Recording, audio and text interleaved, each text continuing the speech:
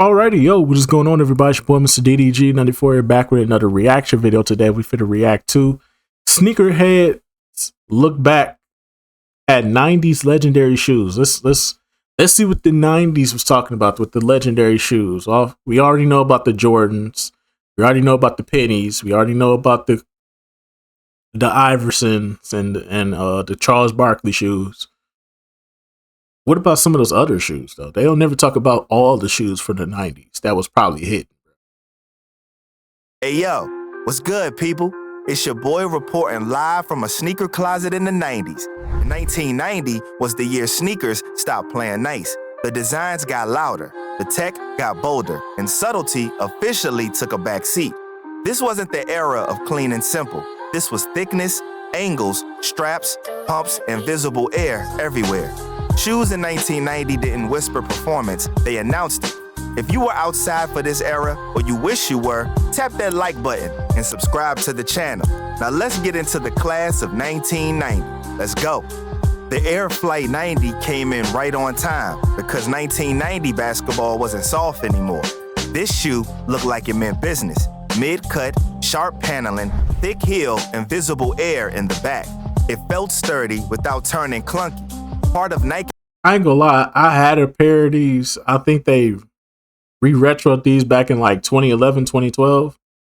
I had like a all gray pair of these. Had something that was like an all gray pair.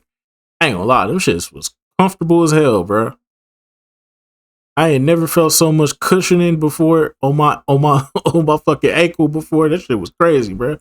Some good ass cushioning. I was amazed by that shit. Like, damn, they need to keep releasing these type of shoes. These shoes were fire. I'm not gonna lie. They were kind of like stuffy. So it's like your feet didn't really have too much movement, but it was comfort though. It was a lot of cushion. So I can't really complain. Flight line, it was built for guards and wings who played fast but didn't shy away from contact. Speed mattered, but control mattered more. On the court, this shoe showed where Nike's head was heading into the 90s. Cushioning was real, support was serious, and the shape leaned aggressive instead of sleek. Visually, it had edges. Nothing rounded, nothing delicate. It looked like a hoop shoe that expected to get stepped on, shoved around, and still hold up. That's why players like Mitch Richmond gravitated toward it. It matched that hard-nosed, no extras style of play.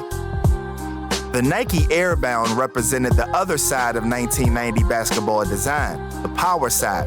Where some shoes leaned into speed and finesse, the Airbound leaned into stability, impact protection, and durability. This was a high-cut basketball shoe with a wide base, heavy pad. I missed out on the re-release of these. I missed out. I should have got a pair though. It was cheap too. I think them bitches was like $60. I could have got me a pair. I just didn't. I just ended up selling for some Jordan 13. Padding around the ankle and a thick midsole built to absorb contact.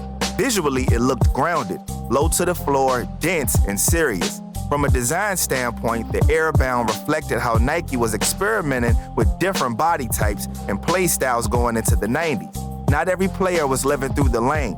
Some lived in traffic, planted their feet, and took hits all game.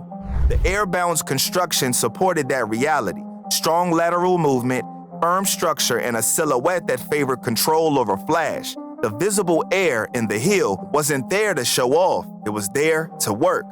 What made the Nike Airbound important historically is that it shows Nike diversifying its basketball lineup during this period. This wasn't a signature model tied to one superstar. That's the point. Nike was building role player shoes, team shoes, models meant to be worn across a roster, not marketed around a single face. In 1990, that still mattered. Performance credibility came before branding. The Reebok Pump Twilight Zone arrived in 1990 and instantly felt like a disruption. This was a high-cut basketball shoe built around Reebok's pump technology, which used an internal air bladder to customize the fit around the ankle and upper. I know Nike re-released these. Not Nike, but Reebok re-released these. But I heard through reviews that they not the same like they used to be back in the 90s. They said they hard and they feel like cheap replicas. So I'm gonna fall back on these. They look nice for sure, but it's like if they don't have the right feel to them, then it's like I'm good. Press the orange pump on the tongue, tighten the feel, hit the court. No magic, just mechanical pressure doing a real job. Visually, the Twilight Zone looked heavy and serious. Thick ankle padding, a supportive upper, and a wide base that favored stability over speed. This wasn't a sleek guard shoe.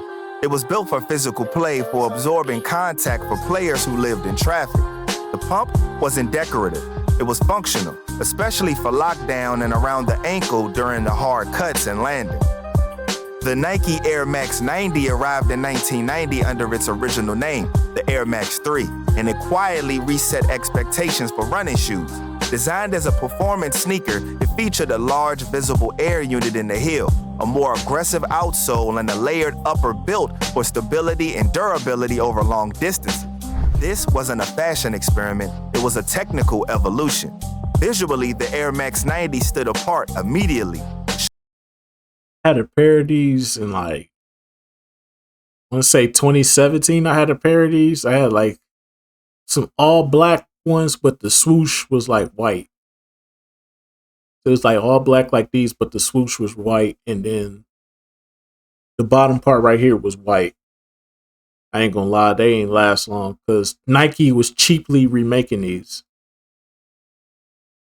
I was mad as hell, bro.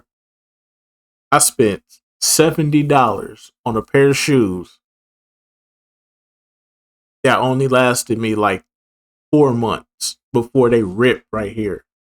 Like around this area is when they ripped, and it has like a big ass rip in it. And I was like, how these get a rip in these, bro? I'll never forget that day. I was like, that's when I realized Nike be cheaply making they shit. That's what turned me off from Nike, bro. I'm not a big Nike guy like I used to be. Now I'm dealing with Adidas and Reebok and all these other companies now because it's like Nike is clearly took a step back in the quality department. They are putting out some of the worst shoes. They're putting out some of the worst quality of shoes I've seen. And they charging you like $300 for these shoes. Fuck no. Sharper angles, thicker tooling, and bold color blocking made it more assertive than its predecessors. The now iconic infrared accents weren't about hype at the time. They were functional, used to highlight key design lines and performance zones. The shoe looked faster even sitting still, which helped it cross over naturally without being forced. What made the Air Max 90 important in 1990 is that it blurred lines early. Runners wore it for running. Regular people wore it because it looked good and felt comfortable all day. That dual-purpose reality happened. They were comfortable though. No lifestyle marketing campaign required. The visible air unit wasn't a flex yet. It was proof of progress. The Nike Air Force 5 dropped in 1990 as a part of an ongoing evolution of the Air Force basketball line. This wasn't a retro play for a lifestyle pivot yet. It was still firmly a performance hoop shoe, high cut, bulky by today's standards, and built with protection in mind. The Force 5 leaned into the realities of early 90s basketball, physical play, hard landings, and a lot of contact in the paint. Visually, the shoe looked every bit like a product of its time. Thick midsole, substantial upper, and a prominent midfoot strap designed to improve lockdown and stability.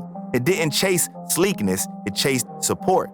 Compared to earlier Air Force models, the 5 showed Nike pushing towards a heavier, more armored feel that matched where the game was headed. From a performance standpoint, the Air Force 5 focused on containment and cushioning. The visible air in the heel was functional, not decorative, and the overall build favored durability over speed. This was the kind of shoe meant to survive a full season, not win style points on release day. The Nike Air Tech Challenge 3 dropped in 1990 and made it very clear that tennis sneakers were no longer supposed to be quiet. This was a performance tennis shoe built for hard courts, designed to handle aggressive lateral movement, toe drag, and constant stop-and-go action. Thick outsole, reinforced toe box, and a supportive midfoot.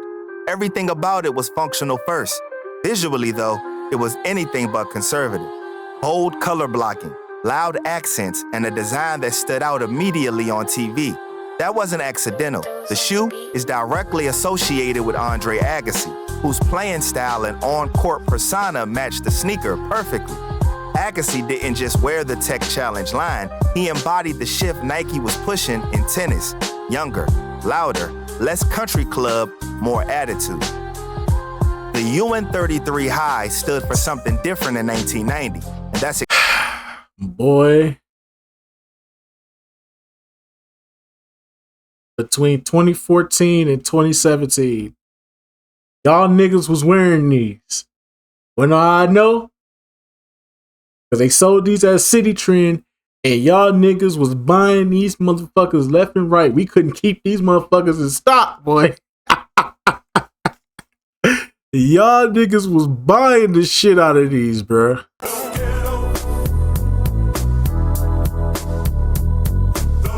Y'all niggas was going to fucking City Trends, buying these bitches up, stealing them and shit. Y'all niggas wasn't shit.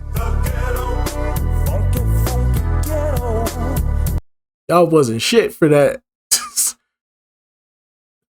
We put these shoes out there. We kept these shoes on a table. We put these shoes on a table, and then just put all the boxes on there. Y'all niggas was fighting over these shoes, bro. Oh my goodness. First day of school, y'all buying y'all kids these shoes. We like, you gonna buy your kids some Patrick Ewings? So yeah, these motherfuckers was fire back in the day, bro. I ain't seen these in a minute, bro. I'm about to buy me some.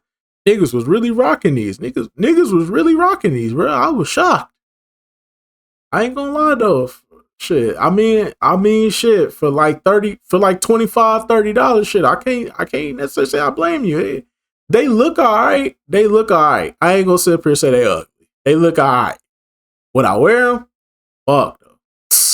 Exactly why it mattered. Originally introduced at the tail end of the 80s, this wasn't a Nike or a Reebok experiment. This was a player-owned brand built around a superstar who didn't need somebody else's logo to validate him. Visually, the 33 High was impossible to miss. High cut, thick midsole, bold 33 branding on the heel, and an ankle strap that leaned more street than sleek.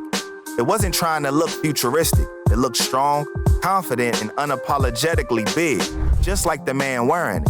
The shoe favored stability and protection, built for post play, physical defense, and hard landings in the paint. That man was Patrick Ewing, and the connection here is airtight. Ewing wore his own signature shoe while anchoring the New York Knicks through some of the most physical basketball of the era. No gimmicks, no tech theatrics, just a solid basketball shoe that matched his game and his city. The Nike SC Trainer High remained one of Nike's most visible and trusted cross-training shoes as the 90s opened.